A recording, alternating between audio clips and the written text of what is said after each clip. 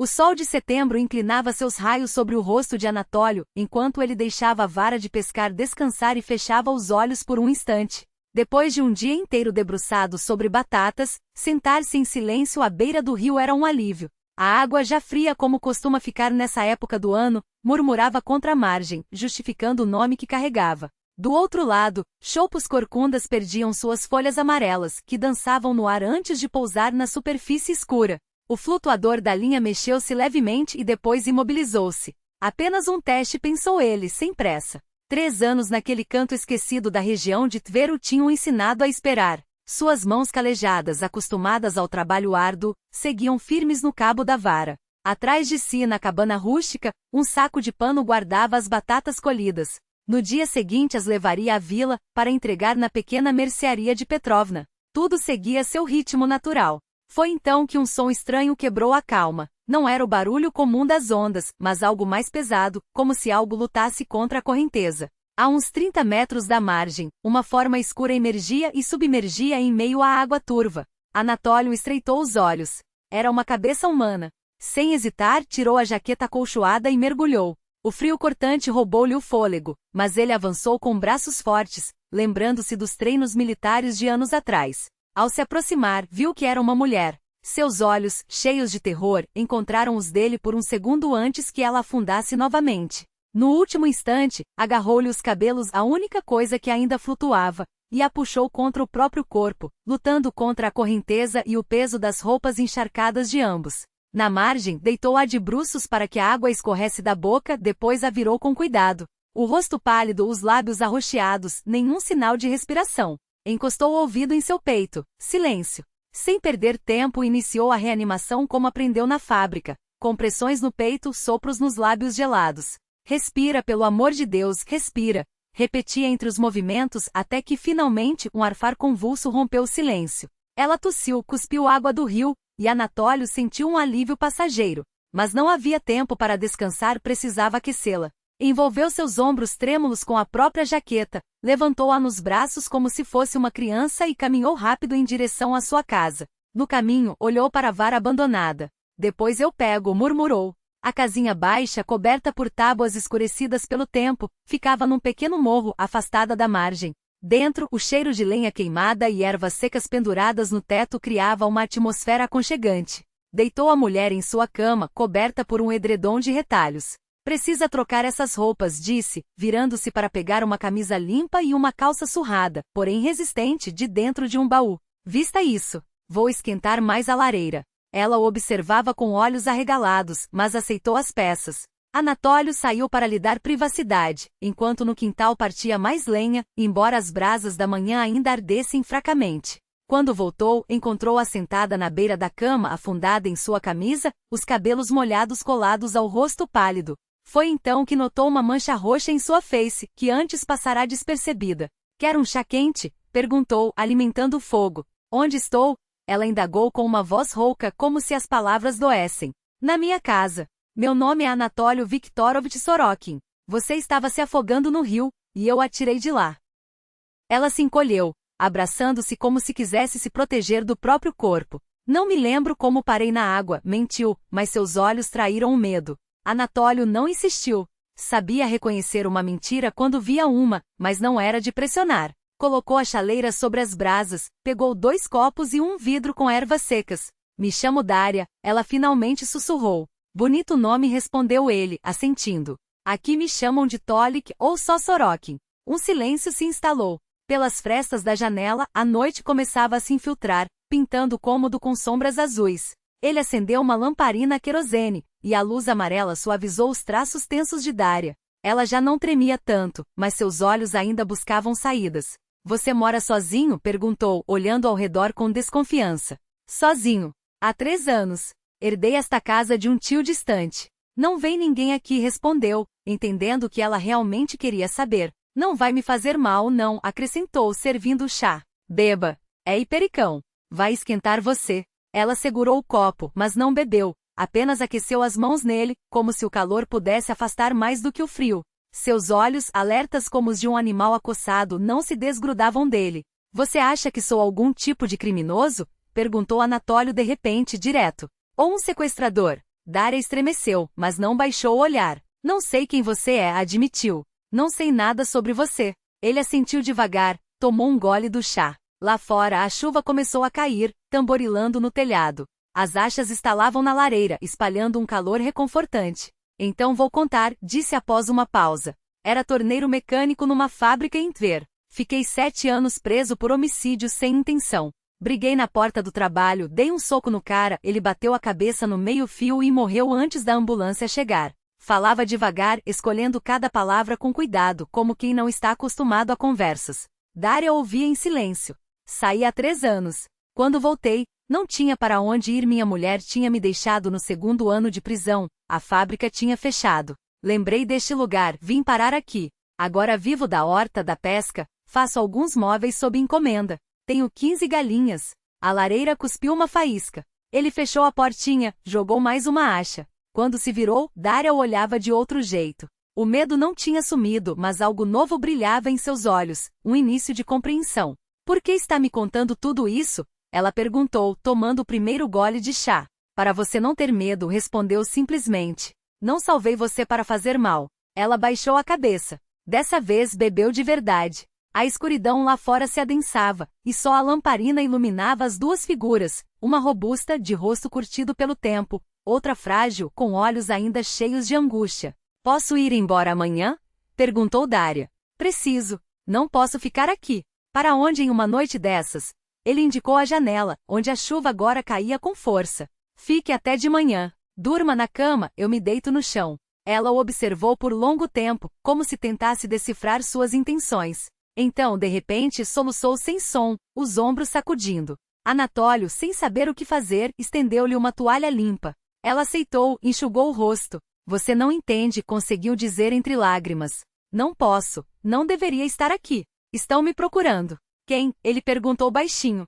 Daria levantou os olhos, e neles havia um desespero tão profundo que algo dentro dele se contraiu. A polícia, ela sussurrou. Eu também matei alguém. O silêncio que se seguiu foi tão denso que parecia ter peso. Só se ouviam a chuva batendo no telhado e o estalar das lenhas. Anatólio a encarava sem julgamento, como se aguardasse o resto da história. Você não pergunta quem? Ela finalmente disse. Perguntarei quando você quiser contar, respondeu ele. Algo em seu olhar havia mudado. Não era medo nem rejeição, mas uma espécie de reconhecimento, como se 2 destinos marcados pelo mesmo fardo tivessem se encontrado naquela noite chuvosa. Era como se 2 almas marcadas por cicatrizes semelhantes se tivessem reconhecido de repente em meio à multidão. Do marido sussurrou Daria. Anatólio apenas respondeu com voz grave, o marido, eu entendo. E pela primeira vez ela sentiu que ele de fato compreendia. Não eram palavras vazias, mas o conhecimento genuíno de quem também havia cruzado aquela linha invisível que separa a vida da morte alheia. De quem sabe o peso de tirar uma vida, mesmo que em legítima defesa, mesmo que sem querer. A névoa dançava sobre o rio quando saíram para a varanda fumar. A chuva havia cessado, e entre as nuvens rasgadas surgiam as primeiras estrelas, tímidas. Daria envolveu-se na velha jaqueta de Anatólio, que cheirava a peixe seco e tabaco ranzinzo. Mas naquele momento, aquele odor, antes estranho, lhe parecia um refúgio. Engraçado como as coisas são, murmurou Anatólio, exalando a fumaça na noite. Será o destino? Juntar 2, como nós, à beira do mesmo rio. Eu não sou assassina, corrigiu Daria, baixa mas firme. Eu me defendi. Ele assentiu sem discutir. Eu também não queria matar. Só dei um golpe. Um só. Ficaram lado a lado, olhando para as águas escuras onde as estrelas se fragmentavam em milhares de pontos trêmulos. 2 silhuetas solitárias contra a imensidão do céu. Significa que os 2 sabemos o valor de uma vida alheia, disse Anatólio, devagar, como se pesasse cada palavra. Significa que podemos nos entender. E naquela simplicidade havia mais consolo do que em todos os sermões ou livros sábios que ela já ouvirá. Daria sentiu, sentindo algo parecido com paz se espalhar dentro dela, uma sensação quase esquecida após meses de terror. A noite clareou de repente. A tempestade havia passado tão abruptamente quanto chegará, deixando para trás um céu lavado e salpicado de estrelas. Eles permaneceram na varanda cobertos por um manto puído, enquanto a luz quente da lareira se derramava pela porta entreaberta, desenhando sombras aconchegantes no chão. Conte, pediu Anatólio, quebrando o silêncio prolongado. Se estiver pronta. Daria abraçou os joelhos, os olhos perdidos na escuridão. Não via o rio, mas cenas de um passado que insistia em não se apagar. Sou órfã, começou Seca. Nunca conheci os pais. Diziam que minha mãe me abandonou na maternidade. Do pai, nem isso. Anatólio limitou-se a um aceno, sem piedade no gesto, sabia que ela não queria isso. Quando você cresce sem família, continuou Dária, a voz ficando mais rouca, acaba acreditando que isso é um lugar perfeito. Que lá dentro sempre faz calor, que o marido é um escudo e a mulher, um porto. Era o que as cuidadoras do orfanato nos diziam. Às 6 da tarde, no dia em que completou 18 anos, a liberaram. Deram-lhe um quarto em um alojamento coletivo. Arrumou um emprego como faxineira, depois como caixa, enquanto estudava contabilidade no técnico. Tudo sozinha. Tudo sempre sozinha. E o que eu mais queria era que alguém me abraçasse e dissesse que tudo ficaria bem. Anatólio tirou um cigarro de palha do bolso, acendeu-o e ofereceu. Ela recusou com um gesto. Foi no mercado que conheceu Semyon. Ela trabalhava aos fins de semana para ganhar um extra, e ele apareceu atrás de fechos para móveis e elegante, seguro, com um sorriso que fazia o estômago revirar. Dária esboçou um sorriso triste ao se lembrar. Começou com flores, jantares, presentes. Como nos filmes. Pela primeira vez na vida me senti uma princesa. As colegas de trabalho invejavam. Ele tinha carro, negócio próprio, aparência impecável. Mas, acima de tudo, atenção. Não a deixava sozinha nem por um minuto. Ligava 100 vezes por dia, queria saber de cada passo. Só depois entendi que não era cuidado. Era controle. Ela olhou para as mãos pequenas com unhas roídas. Anatólio notou a marca pálida no anular, onde antes ficava a aliança. Achei que era amor. Que ele só me amava demais. 6 meses depois casaram-se. Vestido branco, restaurante, tudo como manda o script. Ele até insistiu para que ela adotasse o sobrenome dele no registro. Você não está mais sozinha, dizia. Agora é minha. Um arrepio percorreu seus ombros, como se o vento tivesse ficado mais frio. Os primeiros meses foram de contos de fadas. Presentes, carinhos. Ele lhe deu um casaco de pele, embora ela pedisse para não gastar tanto. Depois um anel com diamante enorme, extravagante. Ela se envergonhava de usá-lo, mas ele passou a exigir. Por que trabalhar por migalhas? Eu te sustento. E ela quis acreditar. Anatólio ouvia em silêncio, observando a brasinha do cigarro. Histórias assim ele já ouvirá demais na colônia. Quase metade dos detentos tinha uma versão daquele mesmo roteiro, como jantares tranquilos viravam pesadelos. Deixou o emprego. No começo até gostou, cuidava da casa, cozinhava e esperava por ele. Mas logo notou que Semyon revisava seu celular. Perguntava por que ligara para uma amiga do que haviam falado.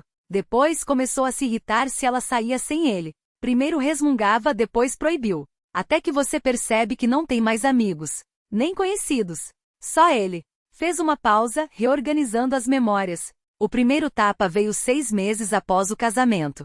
Ela se arrumara para visitar uma ex-cuidadora do orfanato que estava doente. Semyon chegou mais cedo do trabalho e a encontrou pronta para sair. Arranjou um escândalo porque não o avisei. Que eu estava escondendo algo. Tentei explicar, mas... Sua voz falhou.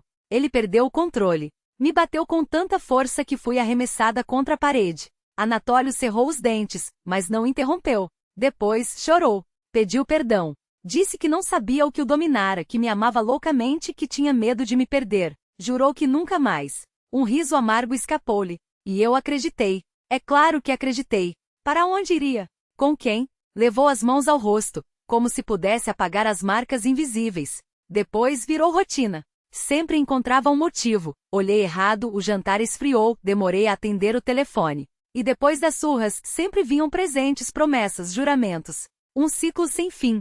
Em certo ponto, ele passou a reter dinheiro. Pede o que precisar, eu compro, dizia. Não tinha nem trocado para o ônibus. Quando tentou falar em separação, Semyon foi direto. Se tentar ir embora, mato você e quem quer que te acolha. E ela acreditou, porque via seus olhos nessas horas. Não eram ameaças. Eram fatos. Anatólio levantou-se e ficou ao seu lado, sem tocá-la, apenas compartilhando o mesmo espaço, um gesto silencioso que dizia, você não está sozinha. E o que aconteceu naquela noite? Perguntou baixo. Dária respirou fundo. O pior. Semyon chegou tarde, bêbado. Problemas nos negócios, um crédito negado. Ela preparara bor como ele gostava, com carne bovina, alho. Ele sentou-se à mesa, provou e atirou o prato contra a parede. Gritou que a carne estava dura, que o fizera de propósito para provocá-lo. A voz dela foi se apagando. Começou a me bater. Primeiro no rosto, depois me jogou no chão, chutou. Não me defendi, sabia que pioraria. Geralmente ele cansava rápido, mas dessa vez, era diferente. Como se não fosse raiva, mas uma coisa doente, uma obsessão. Ele a segurou pelos cabelos, levantou sua cabeça do chão e sussurrou: "Hoje eu te mato, sua puta."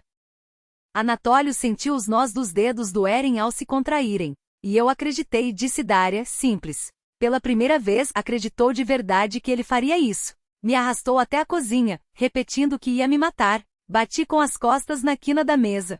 Senti a costela estalar. A dor foi tão forte que escureceu tudo, e então ele me agarrou pela garganta e começou a estrangular. Instintivamente, ela levou a mão ao pescoço, onde ainda se viam as marcas amareladas. Ainda se viam os hematomas roxos e amarelos no corpo dela. Ao lado, sobre a mesa, estava a faca. "Eu cortava legumes para o borscht", explicou Dária com um fio de voz. Nem pensei. A mão encontrou o cabo sozinha. Enquanto ele apertava cada vez mais sua garganta, ela já perdia a consciência. Então golpeou. Uma vez no abdômen. O silêncio noturno os envolveu. A algum lugar distante, uma ave noturna gritou. Ele a soltou na mesma hora. Olhou-a com espanto, como se não acreditasse. Depois, a camisa dele começou a encharcar-se de vermelho. "O que você fez, sua idiota?" Foi tudo que disse. E sentou-se no chão, de repente. Ela correu até o telefone e chamou a ambulância. Mas quando os médicos chegaram, já era tarde. A artéria hepática foi atingida, disseram. Não havia como estancar o sangramento. Dária calou-se por um instante, depois acrescentou, quase num sussurro: "Eu não queria matá-lo. Juro que não queria. Só não aguentava mais. Não conseguia." Anatólio olhava para aquela mulher frágil, e algo dentro dele se revolvia. Quantas coisas ela deve ter suportado? E depois, perguntou, acendendo o segundo cigarro. Prisão. Acusações. O investigador disse logo que era um caso grave, homicídio com intenção de lucro. Segundo eles, eu queria ficar com os negócios do marido. Nas audiências, os vizinhos depuseram que o casamento era exemplar, que Semyon a carregava nos braços. Ninguém admitiu ter ouvido os gritos todas as noites. Não me deram um advogado decente. Só um estagiário da Defensoria Pública. Ficou na prisão preventiva, esperando o julgamento, sabendo que pegaria no mínimo 10 anos. Dária abraçou-se com força, como se tentasse segurar os próprios pedaços. Em certo momento não aguentou. Juntou comprimidos, a companheira de cela doente recebia analgésicos fortes. Tomou tudo de uma vez. Acordou no hospital da prisão com o estômago lavado e soro na veia. O guarda era jovem e inexperiente. Quando chegaram com o novo paciente, houve uma confusão. Ela saiu para o corredor e encontrou a porta da escada destrancada. Não sabia como havia atravessado o prédio, como passou pelo posto de segurança. Simplesmente caminhou. Pegou carona até a fronteira da região. Depois, andou quilômetros a pé. Respirou fundo. A última coisa que lembro é o rio. Pensei que conseguiria atravessar, que escaparia.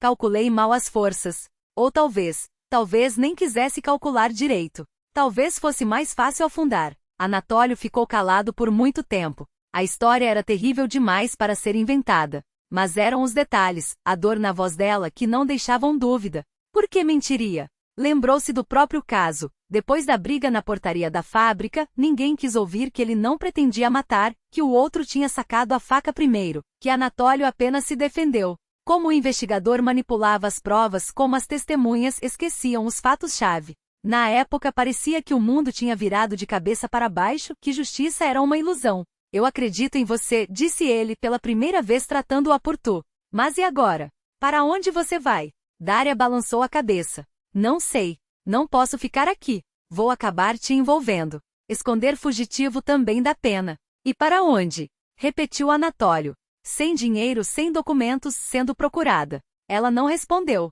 Não havia resposta. Escuta, disse ele, virando-se para ela. Não sou homem de igreja, mas acredito que não há acasos. Se Deus te trouxe até aqui, é porque havia um motivo. Significa que eu devo ajudar. Mas o Senhor nem me conhece, objetou Dária. Só pelo que eu disse. E se eu realmente o matei por dinheiro? Anatólio negou com a cabeça. Vou julgar não pelas palavras, mas pelos atos. Até agora vejo uma pessoa que sofreu e se defendeu. O resto, o tempo mostrará. Ela o olhava com desconfiança e esperança ao mesmo tempo. O que o senhor propõe? Perguntou baixinho. Fica aqui por enquanto, decidiu Anatólio. Pelo menos até pensarmos em como provar sua inocência. Minha inocência? Riu ela, amarga. Quem vai provar? Meu marido era um homem respeitado na cidade, dono de negócios. E eu, uma mendiga sem família, sem nada. Significa que você não estará sozinha, disse ele, simples. Agora tem a mim, e isso já é alguma coisa. Estendeu a mão grossa, calosa, de quem trabalha com as próprias forças. Daria hesitou um instante, depois colocou sua mão pequena fria da noite na dele. Sobre o rio, o amanhecer tingia o céu de um rosa suave. Um novo dia começava, e algo dizia a ambos que ele seria diferente de qualquer outro que haviam vivido. No quarto dia daquela convivência inesperada, Anatólio voltou da vila com o rosto fechado como uma tempestade. Jogou sobre a mesa um pão fresco e uma caixa de chá, tirando a jaqueta encharcada de chuva. Aconteceu algo? Perguntou Daria baixinho, interrompendo o concerto da camisa dele. Ele demorou a responder, como se avaliasse se deveria preocupá-la, mas depois tirou do bolso um papel dobrado em 4. Está fixado no mercado, nos correios. Espalharam por toda a região. Daria desdobrou a folha e empalideceu. Na orientação, seu próprio rosto a encarava, a foto oficial do passaporte. Atenção! Procura-se, Belkina Daria Stepanovna, 1994. Suspeita de homicídio do marido. Sinais particulares. 1,60 metros, magra, cabelos castanho claros, olhos castanhos. Pode estar escondida na região. Intensificaram as buscas, resmungou Anatólio, colocando a chaleira no fogão. Na vila, só falam nisso. As mulheres já olham cada arbusto com medo, como se a assassina fosse pular de trás deles. Daria dobrou o papel em silêncio. As mãos tremiam. O Gromov, nosso policial de distrito, está fazendo rondas nas casas. Ontem esteve na casa do Savelev. Hoje dizem que chegou até a Rua do Rio. Logo estará aqui. Preciso ir embora, disse ela, levantando-se com determinação. Não posso arriscar você. Anatólio negou com a cabeça. Para onde você vai agora? No segundo dia, o frio da floresta te acabaria. É outono. E até onde conseguiria fugir? Seu rosto está em todos os lugares. Todo cachorro de rua já o conhece. Ele aproximou-se da janela, observando a chuva torrencial. Precisamos esperar. Já pensei em tudo. Se perguntarem, direi que guardo coisas da minha ex-mulher. E você, apontou para o chão. Tem um porão antigo debaixo da casa. Não vão encontrar. Fyodor Ivanovich Gromov, policial de distrito, apareceu no batente da porta de Anatólio na manhã seguinte. Homem robusto de meia idade, com a boina regulamentar e um olhar cansado, mas atento. Saúde, Sokin cumprimentou estendendo a mão. Inspeção de rotina. Procuramos uma criminosa perigosa. Ouvi falar, pode ficar tranquilo, respondeu Anatólio, apertando-lhe a mão com calma. Claro que ouviu. Quem não ouviu? Entrou na casa, examinando o ambiente modesto com um olhar rápido. Anatólio tensionou-se por dentro, mas não deixou transparecer. Na noite anterior, ele e Daria haviam apagado qualquer vestígio dela. Agora, ela estava sentada no porão, cuja entrada era coberta por um baú velho. Como anda a vida? Perguntou Gromov, tirando a boina e passando a mão pelos fios grisalhos. Como há de todo mundo, deu de ombros Anatólio. Horta, pesca. Agora estou criando galinhas. O policial assentiu, andando pela sala. Seu olhar parou em uma blusa feminina secando perto do fogão. E isso aqui? Perguntou, semicerrando os olhos. Anatólio sentiu um calafrio nas costas, mas manteve a expressão impassível. Da minha ex, respondeu, firme. Não joguei fora. De vez em quando lavo, guardo. Mania é? Gromov balançou a cabeça. Faz 7 anos que se separaram. E você ainda guarda as coisas dela. Ainda a amo, disse Anatólio com uma simplicidade que não deixava espaço para. Pela rua central, apertando contra o peito o casaco desgastado pelo tempo. Os prédios altos, as buzinas dos carros e o murmúrio incessante da multidão pareciam um mundo estrangeiro depois da quietude de sua cabana à beira do rio. Mas não havia tempo para hesitações. Ele precisava encontrar alguém que pudesse ajudar Daria, e rápido. Primeiro, dirigiu-se ao pequeno escritório de advocacia que ficava perto da estação de ônibus, indicado por um letreiro desbotado. Consultas jurídicas, V. Kovalenko. Dentro, o ar cheirava papel velho e café frio. Uma mulher de meia idade, com óculos na ponta do nariz, levantou os olhos de um processo quando ele entrou. Posso ajudar? Perguntou sem entusiasmo. Anatólio tirou o chapéu, passando os dedos pelos cabelos grisalhos. Preciso de um advogado. Para um caso de legítima defesa. A mulher arqueou as sobrancelhas. Legítima defesa é complicado. Tem provas? Não muitas, admitiu ele, sentindo o peso da verdade. Mas a mulher que preciso defender foi espancada durante anos. O marido dela não era um homem fácil. A secretária suspirou, empurrando uma folha de papel na sua direção. O Dr. Kovalenko só atende com hora marcada. E não é barato. Entendo. Anatólio olhou para os números rabiscados no papel. Era mais do que ele tinha. Tem mais alguém que queira ouvir a história antes de cobrar? Ela o estudou por um instante, como se medisse sua sinceridade. Tente a Defensoria Pública. Fica na Rua Sovietskaya 42. Mas não espere milagres. Obrigado. Ele guardou o endereço no bolso, já se virando para sair. Espere, a mulher chamou, quando ele já estava na porta. Se for mesmo legítima defesa, ela precisa de um laudo médico. Qualquer coisa. Ossos quebrados, hematomas antigos. Sem isso não tem caso. Anatólio assentiu, sentindo um nó no estômago. Dária nunca foi ao hospital. Nunca denunciou. E se não tiver? A secretária olhou-o com uma mistura de pena e ceticismo. Então rezem. A Defensoria Pública era um prédio cinzento, com corredores estreitos e paredes descascadas. Anatólio esperou 2 horas em um banco duro, observando o vai-vem de pessoas com rostos cansados. Quando finalmente foi chamado, encontrou-se diante de um homem jovem, de ternos surrados e olhos cansados. Meu nome é Igor Vassiliev, apresentou-se o advogado, folheando um processo antes de olhar para ele. Em que posso ajudar? Anatólio contou tudo, ou quase tudo. Omitiu o fato de Dária estar escondida em sua casa, mas descreveu os anos de violência, a noite da faca, o medo que a impedia de sair à luz. Vassiliev ouvia em silêncio, anotando datas com uma caneta que ameaçava falhar. Ela tem testemunhas? Perguntou quando Anatólio terminou. Não oficiais. Vizinhança com medo, rumores. Rumores não bastam, o advogado balançou a cabeça. Precisamos de algo concreto. Um relatório policial antigo, um depoimento médico, qualquer coisa que prove que ela era vítima antes de ser ré. E se não tiver? Vassiliev recostou-se na cadeira, cruzando os braços. Então o caso é fraco. Muito fraco. Fez uma pausa. Mas há uma coisa que podemos tentar. Anatólio inclinou-se para frente. O quê? A lei permite que em casos de violência doméstica prolongada, a palavra da vítima tenha peso maior, se houver indícios de que ela não tinha outra saída. O advogado baixou a voz. Mas isso exige que ela se entregue. Que conte tudo à polícia agora, antes que a encontrem. Se esperar serem pegos, vai parecer fuga. E fuga é culpa. Anatólio sentiu o sangue gelar. Entregar-se? Congromou à procura dela? É um risco, Vassiliev concordou. Mas menor do que esperar que a achem escondida na sua casa. Seu olhar se fixou no de Anatólio. Você está abrigando uma foragida. Isso é cumplicidade. Eu sei. Anatólio segurou o chapéu com mais força. Mas não posso deixá-la morrer de frio ou ser pega como uma criminosa. O advogado estudou-o por um longo momento. A outra opção, disse finalmente. Um jornalista que conheço, o Mikhail Petrov, do Vestnik. Ele já escreveu sobre casos assim. Se conseguirmos chamar atenção para a história antes da prisão, a pressão pública pode ajudar. E se não der certo? Vassiliev não mentiu. Então ela vai para a cadeia. Por muito tempo. Anatólio levantou-se, as pernas pesadas.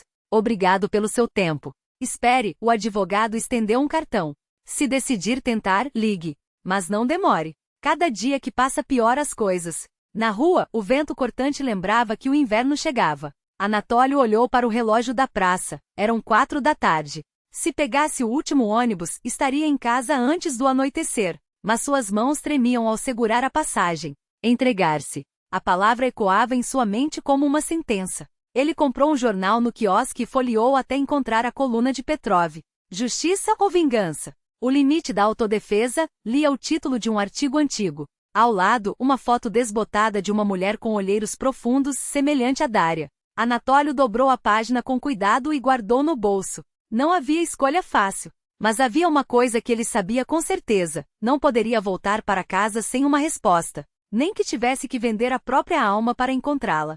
As ruas pareciam mais estreitas naquele dia, apertadas entre o barulho ensurdecedor das buzinadas e o cheiro ácido da fumaça dos escapamentos. Anatólio apertava com força o envelope no bolso, como se temesse que o vento ou o destino pudesse arrebatá-lo. Dentro, 80.000 rublos, tudo o que havia conseguido juntar em 3 anos de isolamento, a venda de móveis feitos à mão, dos legumes da horta e dos peixes pescados no rio gelado. Seria suficiente? Ele não sabia. Mas sabia que não podia desistir sem tentar. O primeiro escritório de advocacia que encontrou, anunciado em um canto amarelado do jornal, ficava em um prédio antigo, com gesso descascando das paredes como cascas de uma ferida mal curada. Dentro, um advogado jovem, de gravata impecável e sorriso ensaiado, ouviu a história de Dária com uma caneta dançando entre os dedos. Anotou algo no bloco, balançou a cabeça e fechou a pasta com um estalo seco. Lamento, mas não assumo casos como este, disse, sem levantar os olhos. As chances são mínimas, e os riscos para minha reputação, altos demais. Mínimas? Anatólio franziu a testa, as mãos cerrando-se em punhos sobre a mesa. Ela se defendeu de um tirano. Isso não é óbvio? O advogado permitiu-se um sorriso condescendente, como quem explica o óbvio a uma criança. Para o tribunal, o óbvio é outro. Uma mulher que esfaqueou um homem de negócios e fugiu da custódia. Sem provas contundentes de violência doméstica, e elas raramente existem, o julgamento será uma formalidade. A acusação já tem a sentença escrita. Na segunda firma, nem sequer o deixaram terminar a frase. Assim que Anatólio mencionou o nome Belkin, a recepcionista ergueu a mão como um guarda de trânsito. Ah, aquele caso, a murmurou já digitando algo no computador. Desculpe, mas estamos com a agenda lotada. Impossível assumir novos clientes no momento. O terceiro advogado, um homem de cabelos grisalhos e olhos cansados de quem já vira demais, foi mais direto. Serviu-lhe um café amargo em uma xícara de porcelana trincada e suspirou antes de falar. Conheço esse Belkin. Tudo já está decidido, avisou, mexendo no açúcar com uma colher que batia contra as paredes do copo como um metrônomo funesto. Ele tem contatos na promotoria, amigos na polícia. Meu conselho? Se essa moça é parente sua, que ela se entregue e peça um acordo. Se tiver sorte, pegará 6 anos em vez de 10. Ao anoitecer, Anatólio havia batido em 5 portas. 5 recusa. 5 versões da mesma frase, não vale a pena. Já se preparava para voltar à rodoviária quando avistou, quase escondida entre um quiosque de cigarros e uma padaria de pão preto, uma placa discreta. Escritório de Advocacia Costina NS, Direito de Família e Penal. O local ficava no térreo de um prédio residencial, uma sala única dividida por uma parede de compensado em 2 ambientes. Uma antessala com 2 cadeiras de plástico e um gabinete onde uma mulher de meia idade, olhar atento e maxilar firme, organizava papéis sobre uma mesa de madeira gaste pelo tempo. Nina Sergeyevna Kostina ouviu Anatólio sem interrompê-lo, fazendo anotações esparsas em um caderno de capa dura. Quando ele terminou, ela folheou as páginas como se revisse mentalmente cada palavra. Então ela agiu em legítima defesa, resumiu mais para si mesma do que para ele. Sim, eu acredito nela. Por quê? Perguntou a advogada, fixando-o com um olhar que parecia furar camadas de autojustificativa. Vocês se conhecem há apenas 3 semanas. Talvez ela seja uma manipuladora hábil. Anatólio hesitou. Procurou nas memórias não uma resposta, mas a certeza que o havia trazido até ali. Eu vi os olhos dela quando ela contou, disse simples. Isso não se finge. Nina Sergeyevna o observou por um longo momento, como se pesasse sua sinceridade em uma balança invisível. Então assentiu. Está bem. Vou assumir o caso. Mas preciso avisá-lo, as chances são pequenas. Provas diretas de maus-tratos quase nunca existem, e a reputação de Belkin nesta cidade é intocável. Fez uma pausa. Quanto vai custar? Anatólio preparou-se para ouvir um número que esmagaria suas esperanças como um martelo sobre vidro. 150 mil rublos, respondeu Kostina. Metade agora, metade ao final. Se perdermos, não cobrarei o resto. Algo dentro dele se partiu. Tinha apenas 80 mil. Eu tenho 80 mil, admitiu, a voz rouca. É tudo o que tenho. Mas posso vender parte do meu terreno ao vizinho. Ele já me pediu isso há tempos. A advogada o encarou com uma expressão indescritível, como se visse pela primeira vez a medida exata de sua determinação. Você está disposto a vender sua terra por uma mulher que mal conhece? Estou. Ela bateu a caneta contra a mesa, um ritmo pensativo. Me dê 75 mil agora. O resto depois. Começo a trabalhar hoje mesmo. De volta a casa, Anatólio não perdeu tempo. No dia seguinte foi até a propriedade do vizinho, Vasily Terentievich, um homem corpulento de olhos miúdos e sorriso que nunca chegava aos olhos. Vou vender a metade sul do meu terreno, anunciou sem rodeios. 70 mil, e é seu. Vasily arqueou as sobrancelhas, os dedos brincando com um palito de dente. Que pressa é essa, Tolha? Indagou a voz arrastada como melado. Algo te aperta, não é? Preciso do dinheiro. 60 mil, contrapropôs o vizinho, coçando a barba por fazer. A terra está abandonada, vai dar trabalho para limpar. Meia hora de negociação depois, fecharam em 65 mil. Anatólio assinou os papéis na cozinha de Vasily, pegou o dinheiro em notas amassadas e ainda naquele dia, fez a transferência para a conta de Costina. Quando a noite caiu, foi até a floresta, onde a velha banheira de madeira servia de esconderijo para Daria. Levou-lhe jantar quente em uma garrafa térmica e a notícia de que havia encontrado uma advogada. Não posso aceitar esse sacrifício, ela abanou a cabeça, os olhos brilhando com algo entre gratidão e culpa. É demais.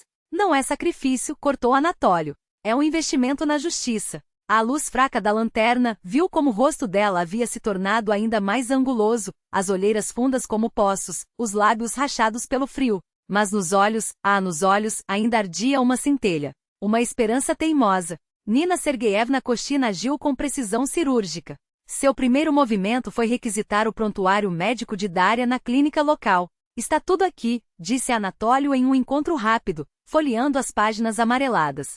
Em 6 anos de casamento, 15 atendimentos, contusões, entorses, concussão cerebral. E sempre a mesma explicação. Caiu da escada, escorregou no banheiro, bateu no armário. Isso não é prova? Perguntou ele, apontando para as datas. Prova indireta, corrigiu a advogada. Precisamos de testemunhas. Alguém que tenha visto ou ouvido a violência. Vizinhança, amigos, qualquer pessoa disposta a falar. Interrogar os vizinhos de Belkin revelou-se uma tarefa árdua. A maioria ou se recusava a comentar, ou jurava que o casal era um exemplo de harmonia doméstica. Medo, explicou Kostina, guardando o bloco de notas. Semyon era um homem influente. Muitos dependiam dele, empréstimos, contratos, favores. Ninguém quer se queimar. O avanço veio de onde menos se esperava. Pelageia Semyonovna Krotova, a mesma vizinha idosa que vira Anatólio carregando Daria na noite do crime, tornou-se a peça-chave. A advogada visitou sob o pretexto de uma pesquisa sobre melhorias no bairro. Depois de 1 hora de conversa sobre netos, remédios e o preço do pão, Nina Sergeyevna guiou a conversa com delicadeza para os Belkin. E a Daria? Perguntou como quem comenta o tempo. Ah, pobrezinha, suspirou Pelageia, os dedos trêmulos brincando com o chale. Era bonita, quieta. Dava pena. Por quê? Insistiu Kostina, suavemente. A velha hesitou, então baixou a voz como se o próprio Semyon pudesse ouvi-la além da parede. Ele a maltratava, o desgraçado. Todas as noites, gritos. Eu morava colada à casa deles, ouvia tudo. Fez uma pausa, engolindo algo amargo. Por que não chamaram a polícia? Quem ia me ouvir? Riu, sem alegria. O Semyon era um pilar da comunidade. Dava presentes no Natal, ajudava os mais pobres.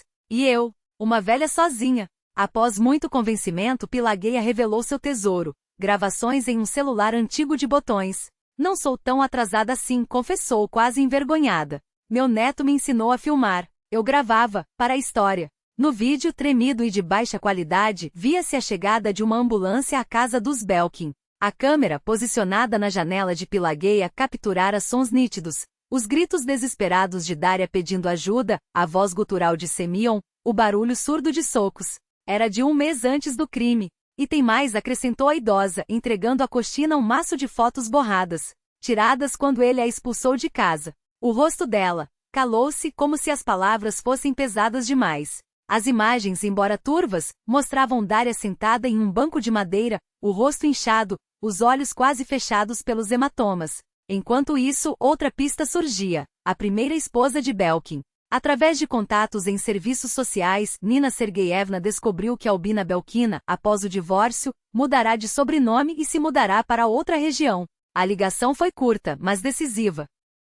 Sim, darei meu depoimento, concordou Albina, após um silêncio carregado. Ele me batia há anos. Aguentei 3 antes de fugir. Divorciei-me, mas a voz falhou. Ninguém merece o que ele fazia. Ela mudou de nome e se mudou para longe. Até hoje tenho medo de que ele me encontre. A voz de Albina tremia ao telefone. Por que não denunciei a polícia? Tentei. Minha queixa se perdeu. O policial da nossa região era amigo dele. Quando percebi que não teria proteção, simplesmente desapareci da vida dele. Albina concordou em prestar depoimento por videoconferência, mais um elo crucial na cadeia de provas que Nina Sergeyevna construía com meticulosidade. Enquanto a advogada reunia os indícios, Daria continuava escondida na floresta. Sua saúde piorava a cada dia.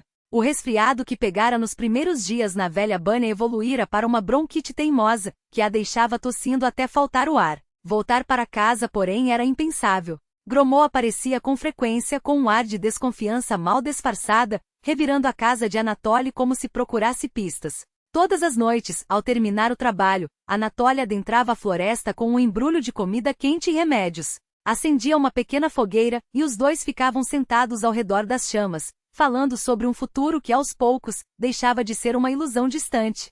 Você acha que vai dar certo? Perguntou Daria certa vez, encolhida dentro de um velho casaco militar que Anatoly lhe dera para se aquecer. Acredito, respondeu ele com um aceno firme.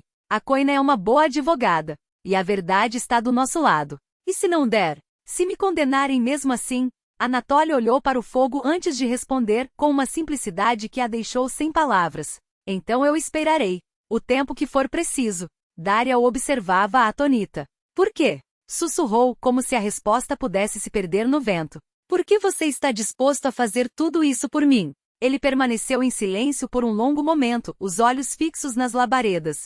Depois tirou do bolso um livrinho gasto, uma pequena edição do Saltério. Abriu-o em uma página marcada e começou a ler à luz trêmula da fogueira. O Senhor faz justiça e julga com retidão todos os oprimidos. Ele é misericordioso e clemente, lento para a ira e cheio de bondade. Não nos trata segundo os nossos pecados, nem nos pune conforme as nossas iniquidades. Sua voz, grave e serena, preenchia o silêncio da noite.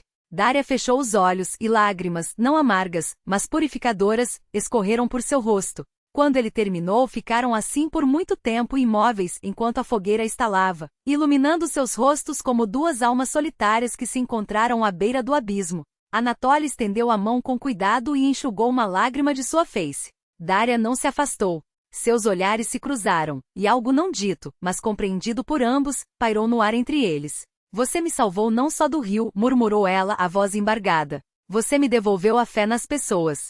Ele se inclinou devagar, dando-lhe tempo para recuar, mas ela não recuou. Seus lábios se encontraram em um beijo tímido, quase reverente, como se temessem quebrar aquele momento frágil. Acima deles, o céu estrelado testemunhava em silêncio o nascimento de um sentimento mais forte que o medo, a dor e todas as provações que haviam enfrentado. Vamos conseguir, sussurrou Anatoly, afastando-se levemente. Eu prometo. E naquela promessa não havia apenas a esperança de uma absolvição. Havia a certeza de que mesmo pelos caminhos mais escuros, era possível chegar à luz, desde que se caminhasse com o coração aberto. No final de outubro, as primeiras geadas cobriram a grama com uma camada prateada de geada, e a água do lago começou a ganhar uma fina crosta de gelo. Ficava claro que Daria não aguentaria mais uma noite na banha abandonada. O frio penetrava até os ossos, mesmo sob as cobertas que Anatoly lhe trazia. Nina Sergeyevna, analisando os documentos em seu pequeno escritório, chegou à mesma conclusão. É suficiente, declarou, fechando as pastas com as provas. Temos prontuários médicos, o depoimento da vizinha, gravações em vídeo, o testemunho da primeira esposa. Era hora de agir. Anatoly sentava-se à sua frente, torcendo a aba de uma boina desgastada entre os dedos. O que isso significa? Significa que vamos apresentar um pedido de revisão do caso, afirmou a advogada com firmeza. E que Daria precisa se apresentar voluntariamente às autoridades. Se apresentar, a voz de Anatoly tremeu. Mas e se aprenderem na mesma hora? O risco existe, Nina Sergeyevna não negou. Mas agora o risco é ainda maior. Ela está à beira do esgotamento, e o inverno está chegando. Além disso, a entrega voluntária é um atenuante. Eu mesma a acompanharei. Anatoly sabia que a advogada tinha razão, mas a ideia de Daria atrás das grades, mesmo que temporariamente, doía como uma ferida aberta. Ela vai aceitar? Perguntou baixinho. Precisamos perguntar a ela, respondeu Koina. Aquela mesma noite, Daria ouviu a proposta sentada no banco de madeira da banha, seu rosto magro e pálido iluminado pela luz amarelada de uma lamparina a querosene. Tossia com frequência, um som rouco e dolorido. Estou pronta, disse, depois de um longo silêncio. Não pode ficar pior do que já está. Pelo menos no presídio tem aquecimento, tentou brincar, mas o sorriso saiu torto, como uma careta de dor. Anatoly virou o rosto, escondendo os olhos. Nina Sergeyevna observava os dois com atenção. Amanhã, decidiu a advogada. Já avisei o investigador. Nos esperarão às 10 horas. Na última noite de liberdade, Daria passou na casa de Anatoly. Ambos sabiam que não havia mais sentido em se esconder. Amanhã tudo mudaria, e aqueles poucos horas precisavam ser vividas ao abrigo do frio, não na banha gelada da floresta. Sentaram-se junto ao fogão, tomaram chá com mel e falaram sobre o futuro em tom cauteloso, como se temessem assustar a frágil esperança que nascia entre eles. Você virá me visitar? Perguntou Daria, olhando para as chamas. No presídio, quero dizer. Todos os dias, respondeu Anatoly, sem hesitar. E se não deixarem? Se derem pena mesmo assim? Ele segurou sua mão com delicadeza, como se ela fosse feita de vidro. Já disse que vou esperar. 10 anos, 15, o tempo que for necessário. Naquela noite não dormiram. Ficaram sentados lado a lado, ouvindo o estalar da lenha na lareira e o uivo do vento nas árvores nuas do lado de fora. Dois seres que a sorte, ou talvez algo maior, havia unido às margens de um rio gelado, agora se preparavam para enfrentar uma nova prova. O caso ganhou proporções inesperadas quando as provas começaram a vir à tona. Gravações de vídeo, depoimentos por videoconferência e testemunhos revelaram o verdadeiro rosto de Semyon Belkin, um tirano doméstico que por anos escondeu sua crueldade atrás da máscara de um homem respeitável. A notícia se espalhou como fogo em palha seca. Primeiro foi um artigo no jornal local com a manchete chocante: mulher julgada por legítima defesa após anos de violência. Em seguida, veículos regionais e nacionais repercutiram a história. Organizações de direitos das mulheres se manifestaram em apoio a Daria. Diante do tribunal, formaram-se protestos silenciosos, mas poderosos. Cartazes com os dizeres "autodefesa não é crime" balançavam ao vento, enquanto rostos determinados exigiam justiça. E então, como peças de um quebra-cabeça macabro, novos detalhes sobre Semyon começaram a surgir. Ex-funcionários de sua marcenaria contaram sobre acessos de fúria incontroláveis, quando o patrão quebrava ferramentas contra as paredes ou humilhava empregados por erros mínimos. Uma cliente revelou em depoimento como ele a ameaçara por causa de um pagamento atrasado, com palavras que gelavam o sangue: "Você não sabe com quem está lidando." A imagem do empresário exemplares rachava a cada nova revelação, expondo a podridão por trás do verniz de respeito. O julgamento foi marcado para meados de novembro. Daria passou quase 3 semanas no centro de detenção provisória, um lugar onde o tempo parecia estagnar entre paredes úmidas e o cheiro de desinfetante. Mas todos os dias, como um farol na escuridão, Anatoly aparecia. Sempre pontual, sempre calado, sempre com algo que trouxesse um pouco de humanidade para aquele ambiente hostil. Um livro emprestado da biblioteca da aldeia, meias de lã tricotadas pela vizinha, biscoitos caseiros ainda quentes dentro de um pano xadrez. Eram gestos pequenos, quase insignificantes para quem não conhecia o peso do desamparo. Para ela eram âncoras. À noite, na solidão da cela, Daria muitas vezes não conseguia dormir. Deitada no beliche duro, sussurrava as orações que Anatoly lhe ensinara, não pedindo liberdade, mas justiça. E naqueles momentos de silêncio forçado, algo dentro dela começava a se transformar. O medo que por tanto tempo a paralisara agora recuava, substituído por uma calma determinação. Pela primeira vez em anos, ela não fugia do passado. Encarava-o finalmente com os olhos bem abertos. O dia do julgamento amanheceu claro e gélido, como se a natureza mesma tivesse pausado para testemunhar aquele momento. Anatoly chegou 1 hora antes do início, ocupando um lugar na primeira fileira da galeria.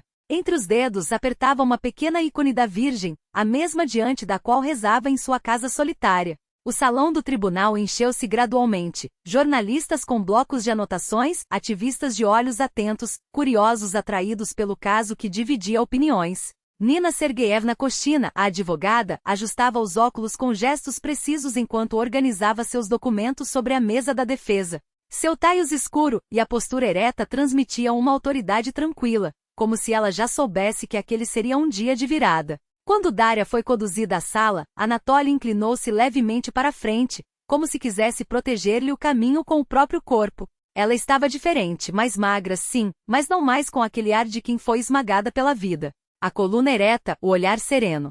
Ao avistá-lo, fez um pequeno aceno de cabeça, um gesto quase imperceptível, uma linguagem secreta entre dois corações que já não precisavam de muitas palavras. O julgamento começou com a leitura da acusação. O promotor, um homem de voz surpreendentemente grave para seu porte médio, expôs os fatos com uma frialdade burocrática. Nina ouvia atenta, anotando pontos-chave em seu caderno de couro gasto. O primeiro depoimento foi o de Pelagia Semyonovna, a vizinha idosa. Suas mãos trêmulas brincavam com a ponta do chale, mas a voz não vacilou ao descrever as noites de terror que ouvia através da parede fina. Todas as noites, os gritos. Às vezes, ela chorava tão alto que eu tapava os ouvidos com o travesseiro. De manhã, via Daria toda roxa, com os olhos de quem já não tem mais forças para lutar. Por que não denunciou a polícia? Perguntou o juiz. Tinha medo, respondeu a velha, simples assim. O Semyon dizia a todos que carregava a mulher nos braços. Quem ia acreditar em mim? Além disso, ele era um homem importante. Quem ousaria enfrentá-lo?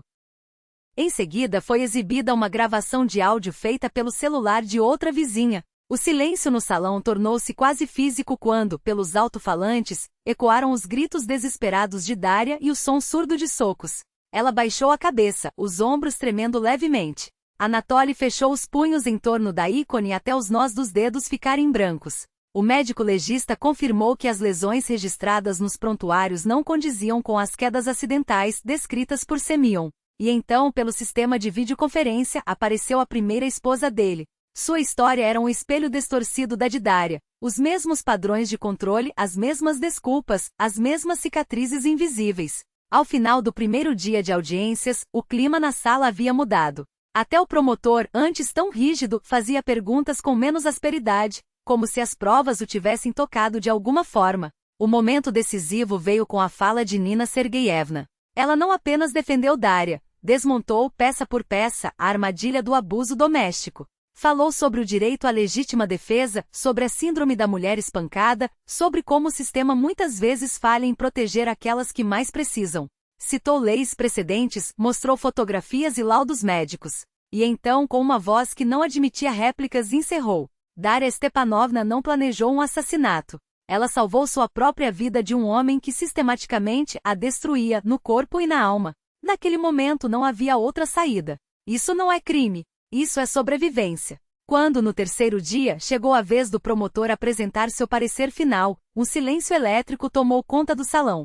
Todos esperavam o veredito implacável da acusação. Mas o que veio a seguir deixou a todos sem fôlego. Com base nas provas apresentadas, começou o promotor, a voz firme, mas sem a frieza de antes. A acusação conclui que a ré Daria Stepanovna Belkina agiu em estado de legítima defesa, protegendo sua vida de uma ameaça real e iminente.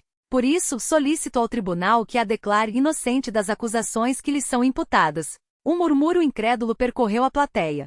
Daria levantou os olhos, atordoada, como se não compreendesse as palavras.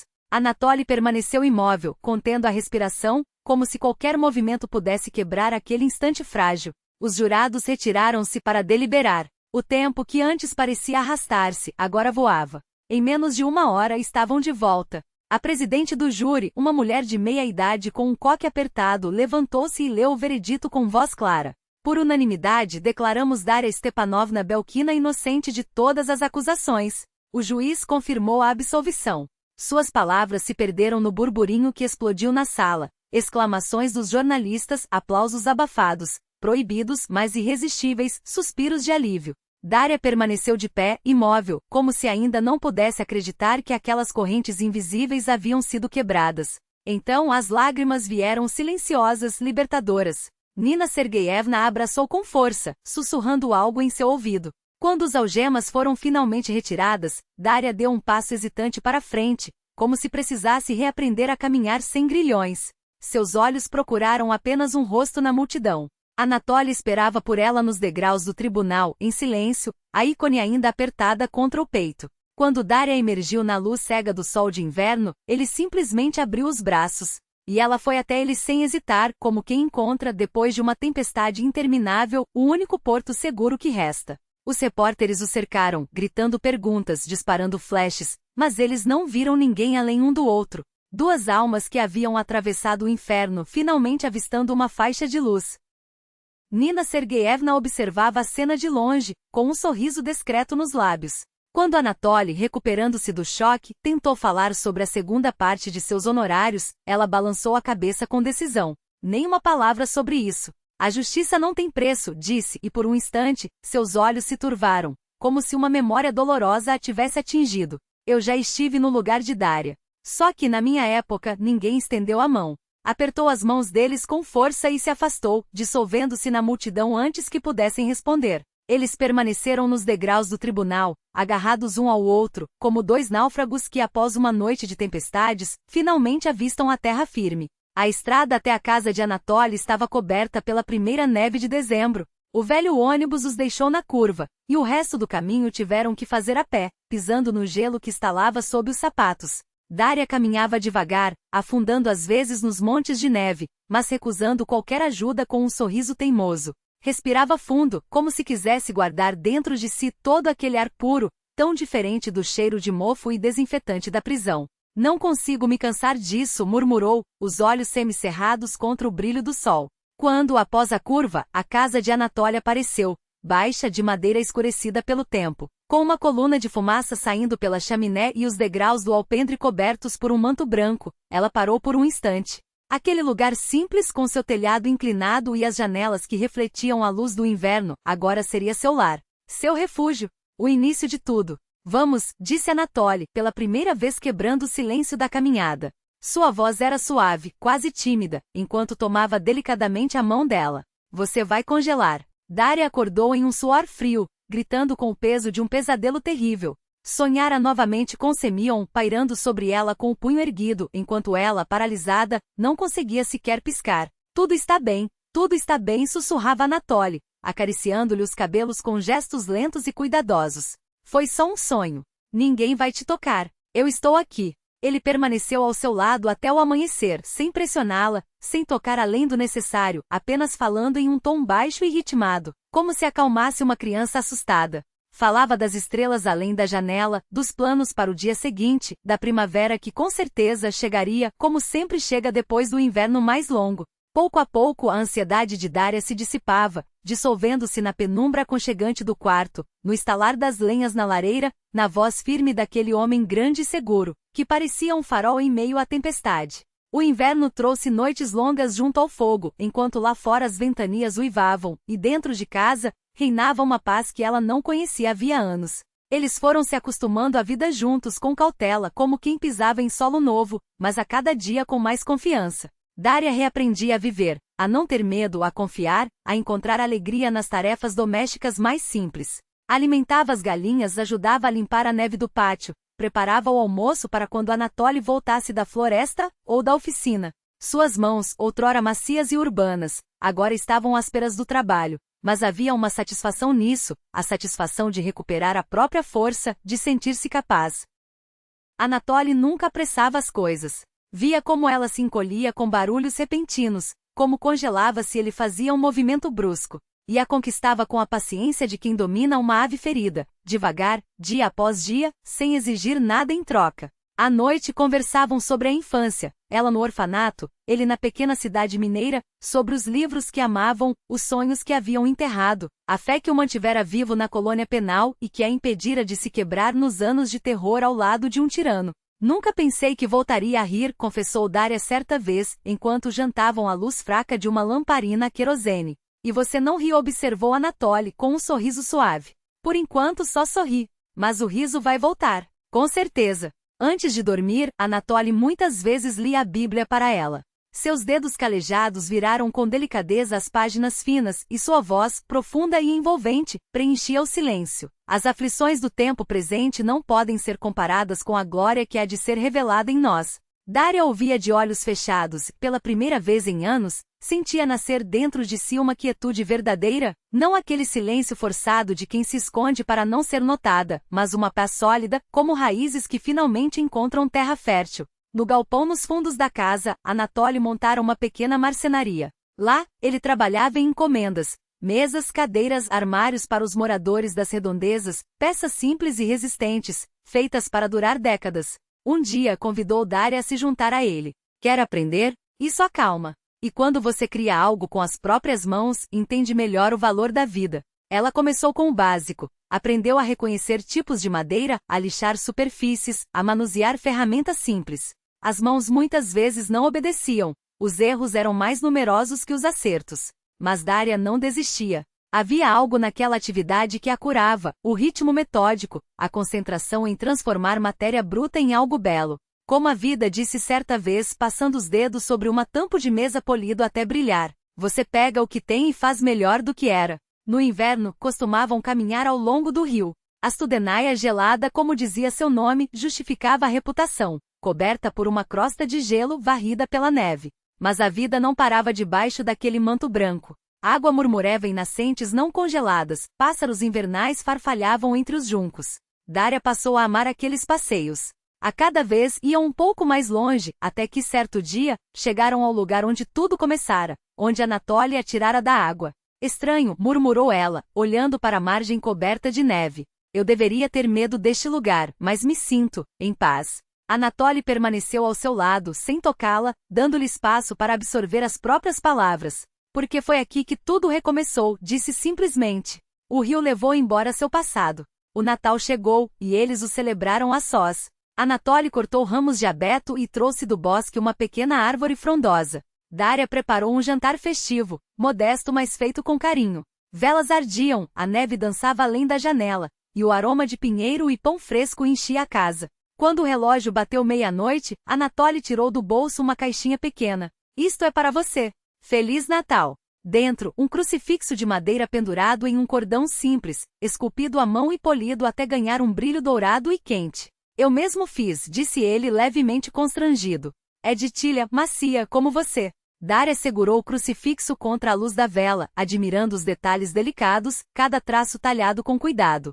É o presente mais lindo que já ganhei, sussurrou. Você pode me ajudar a colocá-lo? Os dedos dele tremiam levemente ao amarrar o cordão em seu pescoço. Quando terminou, Daria virou-se para ele. Obrigada.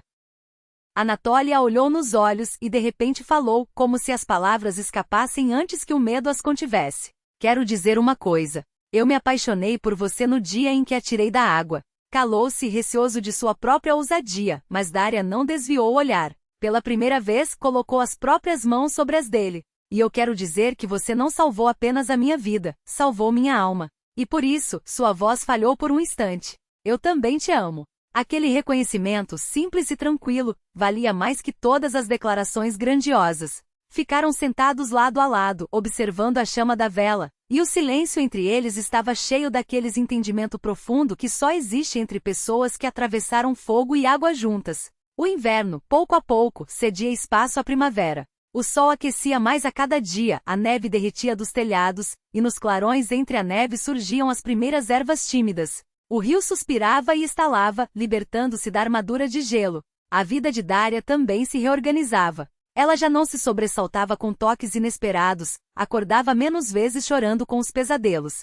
Floria como uma flor após um longo inverno, devagar, com hesitação, mas de maneira irreprimível. Na Páscoa de 2024, foram juntos à igrejinha rural. A missa foi longa, havia muita gente, mas Daria não sentiu o medo costumeiro em meio à multidão. Ao lado de Anatoly, o mundo parecia mais gentil e seguro. Depois do culto, ele sugeriu um passeio até o rio. A Studenaia já se libertara do gelo, agora corria turbulenta, inchada pelas águas do degelo. Caminharam até o ponto exato onde tudo começara. Foi aqui que te vi na água, disse Anatoly, parando. A princípio nem entendi que era uma pessoa. Só uma sombra escura nas ondas. Daria olhava para o rio, recordando aquele dia, o frio cortante, o desespero, o vazio dentro de si, e as mãos que a puxaram para a margem, salvando-a. E agora, continuou Anatoly, ajoelhando-se de repente diante dela. Tirou do bolso uma pequena caixa e abriu-a. Dentro, um anel antigo, com uma pedra simples, não um diamante mas algo quente de um amarelo melado. Este anel era de minha mãe, explicou. Encontrei em um baú velho. Não é valioso, mas... É lindo, interrompeu Daria, sentindo as lágrimas ardendo nos olhos. Você quer se casar comigo? Perguntou ele, sem rodeios. Quer ser minha esposa? Ela olhou para aquele homem grande, desajeitado, ajoelhado na terra úmida, e viu nele tudo aquilo de que sempre sonhara no orfanato: solidez, lealdade, um amor tranquilo e sem alarde. Sim, respondeu, e as lágrimas escorreram por seu rosto. Claro que sim. O casamento aconteceu o início de maio, em uma cerimônia simples na mesma igrejinha rural, sem vestidos luxuosos ou banquetes caros.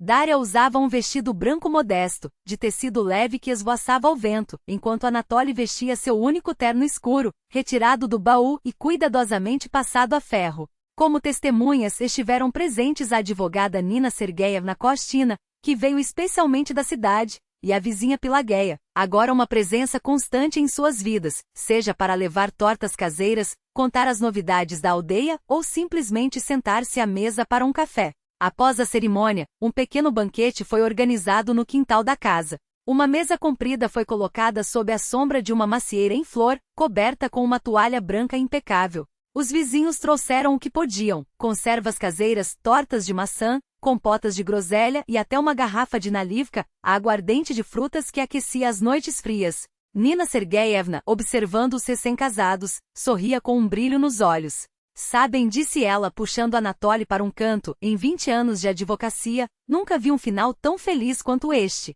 Vocês me devolveram a fé nas pessoas. A vida aos poucos encontrava um novo ritmo. Daria conseguiu um emprego na biblioteca da aldeia, trabalhando 3 dias por semana. O salário era modestíssimo, mas ela amava cada minuto daquele trabalho, lia contos em voz alta para as crianças da vila, ajudava os estudantes com redações e restaurava livros antigos, cujas páginas amarelecidas guardavam histórias de outras épocas. Anatoly, por sua vez, expandia seu ofício de marceneiro. Depois do julgamento, sua mobília ganhou fama em toda a região, e os pedidos começaram a chegar até da cidade. Ele construiu um pequeno banco de trabalho ao lado do seu, para que Daria pudesse colaborar, esculpindo detalhes delicados e ornamentando suas peças. Juntos, criavam objetos que carregavam o calor de 2 almas unidas. No final de maio, Daria plantou uma jovem macieira à beira do rio, exatamente no lugar onde Anatoly a havia salvo das águas. O pequeno arbusto, prestes a enraizar-se na terra fértil, era um símbolo de seu próprio renascimento. Que cresça, murmurou ela, apertando a terra ao redor do caule com as mãos. Um dia, nossos filhos brincarão aqui, e nós contaremos como tudo começou. Anatoly a abraçou por trás, e ela se encostou nele sem medo, com uma confiança absoluta. Então, com um sorriso tímido, confessou: acho que não precisaremos esperar muito.